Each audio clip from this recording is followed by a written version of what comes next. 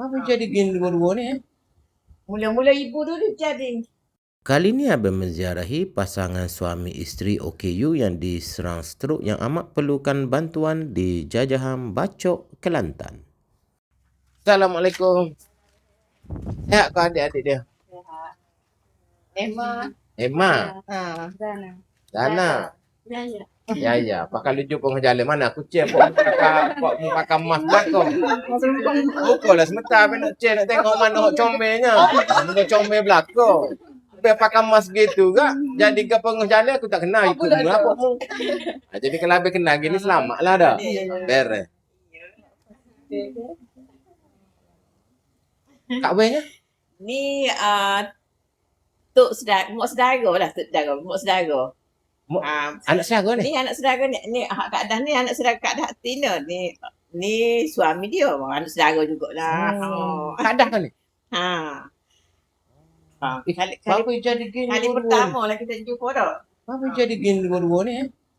Mula-mula ibu dulu jadi. Dia kena dalam 7 bulan.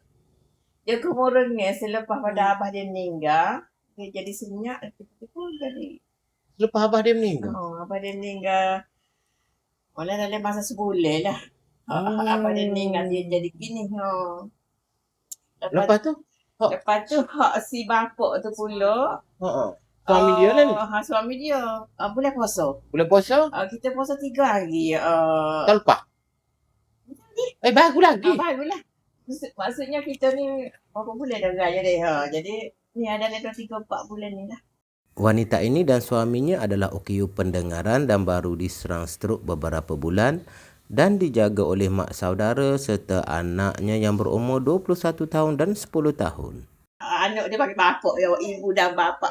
Ibu dan bapak. Anak dia apa ke? Anak dia Hak Sula 21. Hak Sula 21. Ni tubik ni tak ada ni tubik dia ambil barang. Dia kerja JNT. Kerja JNT. Hak Sula lah tu. Hak Sula. Lepas tu yang kedua tu ada Jepak. Sekolah rendah berkelas. Anak sulung pasangan ini bekerja sebagai penghantar barang JNT dan sebahagian daripada gajinya digunakan untuk membayar Aira Medicare untuk memandikan ibu dan ayahnya. Ini Siti Murni, tim Abel yang ada kemahiran menggunakan bahasa isyarat. Lah ni siapa dia duk mandi pok ni lah? Bagus ni lah, alhamdulillah. Jumpa dengan dia Kak Dah pun syukur benar-benar. Inilah tim daripada Aira Medicare yang datang 2 kali seminggu ke rumah ini untuk memandikan pasangan ini dengan separuh bayaran. Untuk meringankan beban anak sulung pasangan ini, Abang mengambil keputusan untuk memindahkan ayahnya ke Aira Medicare Home Care untuk dijaga dengan lebih sempurna.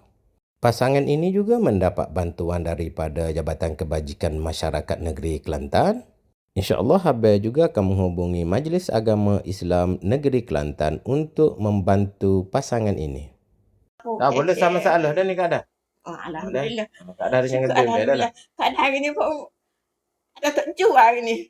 Mungkin nak jumpa dengan Abang kakak dah. Zara. Mungkin Allah jodoh sini jumpa belakang.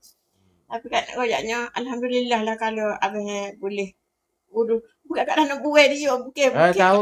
Tidak. Betul. Kalau gini dia tidak ni. Kalau duduk tempat pok dia ni beres.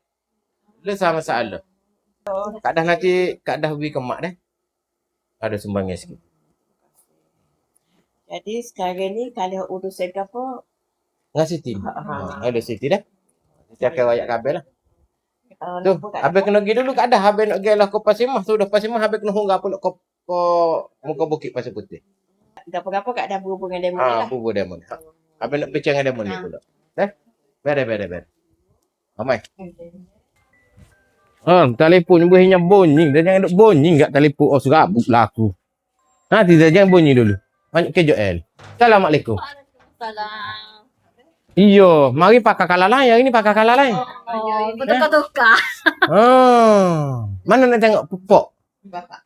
Bapak.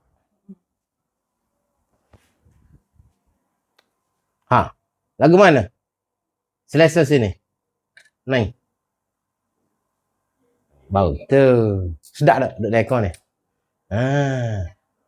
Alhamdulillah, si bapa telah pun dipindahkan ke Aira Medicare Home Care dan akan dijaga dan dirawat dengan lebih sempurna di sini. Habis pergi dulu dah. Selamat.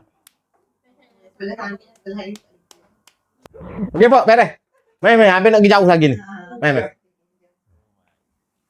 Terima kasih habis ucapkan buat semua petugas-petugas daripada Aira Medicare.